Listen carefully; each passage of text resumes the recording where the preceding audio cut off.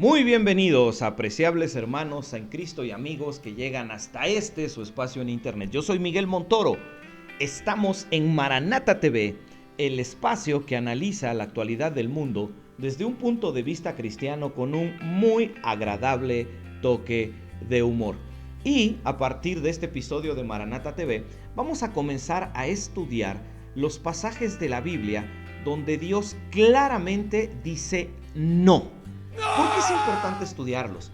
Porque si los cristianos obedecemos a Dios o decimos que obedecemos a Dios, deberíamos poner mucha atención a esos pasajes donde Dios claramente dice no. Porque ahí Dios no nos presenta opciones.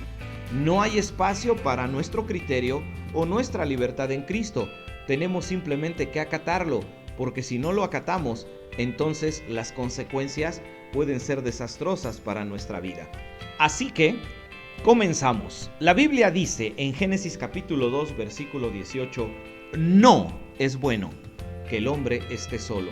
En consecuencia, Dios lo que hizo es que creó para el primer hombre una ayuda adecuada y creó una mujer. No es bueno que el hombre esté solo. Los seres humanos no fuimos creados para ser seres antisociales, no fuimos creados como pequeñas islas que podamos mantenernos al margen de toda interacción social. Como cristianos, si realmente hemos aceptado a Cristo, debe de estar naciendo dentro de nosotros un profundo amor al prójimo y en consecuencia, ese profundo amor al prójimo nos debe de hacer buscar relación con nuestro prójimo. Y si nuestro prójimo, el más cercano, es nuestro hermano en la fe, aún todavía hay muchos más motivos para estar cerca o ligado a ellos, porque son nuestros hermanos en Cristo. Y es muy importante que los cristianos entendamos eso. No es bueno que el hombre esté solo. Cada vez que un cristiano dice, yo prefiero estar solo en la casa orando, o prefiero estar leyendo la Biblia solo en casa, porque en las iglesias todos son una bola de hipócritas, valdría la pena que revisaras tus argumentos. No es bueno que el hombre esté solo. Satanás quiere el poder solo para él. Satanás no quiere compartirlo con nadie. Dios quiere compartir todo con todos. ¿Notas la diferencia? Aquel que busca aislarse, aquel que busca estar independiente a todos, porque es mi carácter, porque soy muy colérico, porque como yo digo las cosas como las pienso, toda la gente me rechaza. No son excusas, son solamente pretextos para esconder una personalidad que está golpeada y deformada por el pecado. Y entonces el aislarnos se vuelve nuestro mecanismo de defensa para que no nos siga lastimando el esposo, la esposa, los hijos, los amigos o los familiares de sangre. Medítalo. Dios dice no. Es bueno que el hombre esté solo. Así que, así como hace tiempo en Maranata TV lanzamos una campaña para poder jugar con juguetes ceteros en contra del creciente uso de la ideología de género, hoy proponemos una nueva campaña para cristianos. Música de campaña nuevamente. ¡Vámonos! Nuestra campaña se llama Dios dice no.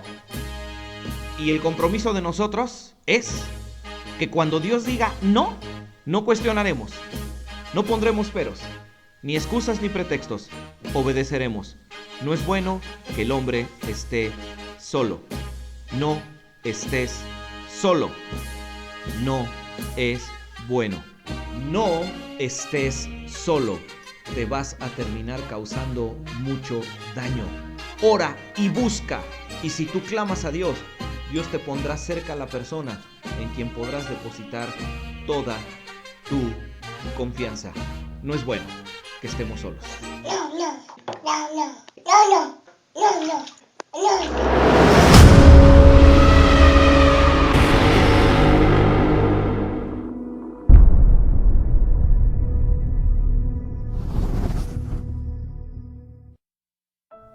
Noticias del mundo de la historia. Se cumplen 500 años de la reforma a la que se le llama protestante. Y muchas iglesias cristianas, incluso en muchos países cristianos, ya se ha logrado que se establezca un día como el gran día de la Reforma. Pero vale la pena que tengamos una idea bíblica, espiritual y clara acerca de esto. ¿Qué fue la Reforma? Bueno, la Reforma fue un movimiento encabezado por Martín Lutero, donde en su momento él presentó 95 tesis en contra de las prácticas católicas de su tiempo, lo que hizo que se iniciara una reforma de pensamiento y con ello se gestara lo que hoy se conoce como Iglesia Cristiana. Así que, para entender mejor la Reforma y poder tener un punto de vista bíblico acerca del rol que la Iglesia Cristiana tiene en el mundo, te compartimos los 5 errores más frecuentes a la hora de hablar de la Reforma. Error número 1. Creer que el reformante Martín Lutero fue una persona que abandonó el catolicismo para abrazar las ideas cristiano-evangélicas. Error. Martín Lutero nunca abandonó el catolicismo. Siempre él se mantuvo con la idea de las prácticas y de las tradiciones católicas, tanto que hasta la fecha su herencia social, la iglesia luterana, cuesta a veces distinguirla de una iglesia que no sea católica. Sí, claro, sigue principios bíblicos, sí, claro, la salvación es por fe en Jesucristo, sí, claro, pero muchas supersticiones y muchas prácticas religiosas siguieron ahí. Segundo error a la hora de hablar de la Reforma. Martín Lutero quiso encabezar un movimiento en contra del catolicismo. No, nunca fue su intención.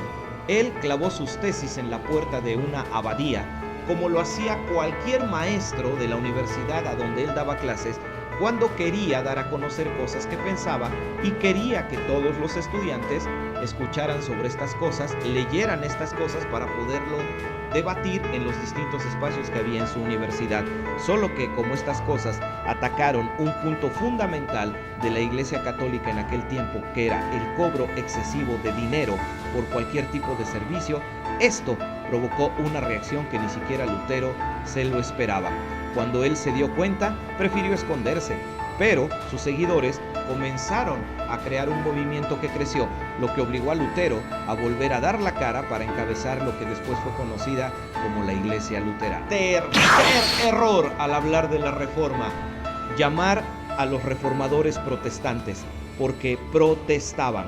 Cuando uno analiza lo que propuso Lutero en Alemania y Zwinglio en Suiza, nos daremos cuenta que estos hombres de Dios nunca protestaron. Lo único que querían era que se recuperara el uso correcto de las escrituras en la mayor parte de las cosas que ellos decían, porque aún incluso ellos en muchas partes no se apegaban a lo que la Biblia decía.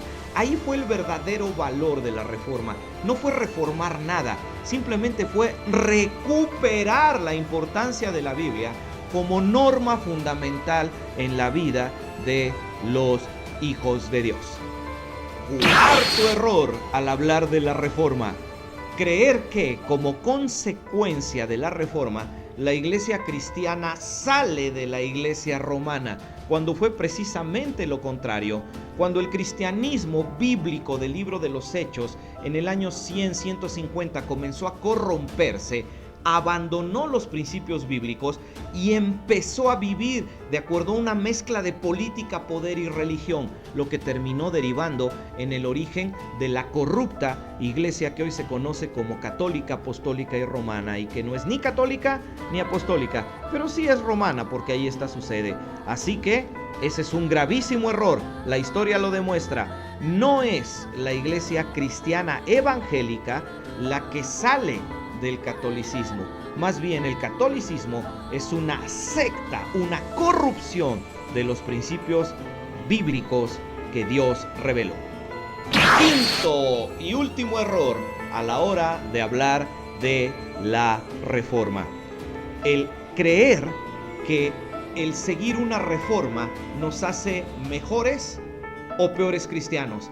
Y no nos cansamos de escuchar a los cristianos que valientemente dicen: yo soy reformista, otros dicen: yo soy calvinista, otros dicen: yo pertenezco a otra corriente, yo soy wesleyano. ¿Por qué los seres humanos estamos empeñados en ponernos títulos?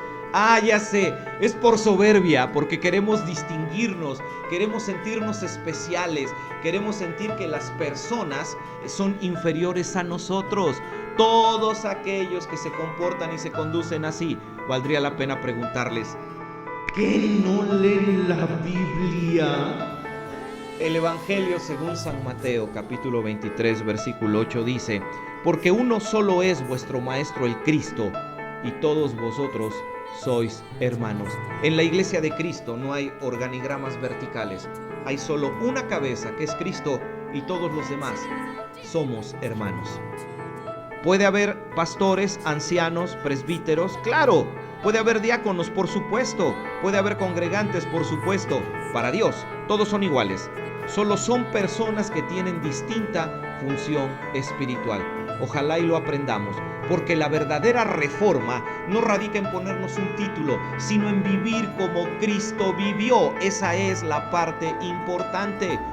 A los cristianos en el libro de Hechos se les decía, aquellos que trastornan el mundo. Hoy el mundo ya no se siente trastornado por nosotros.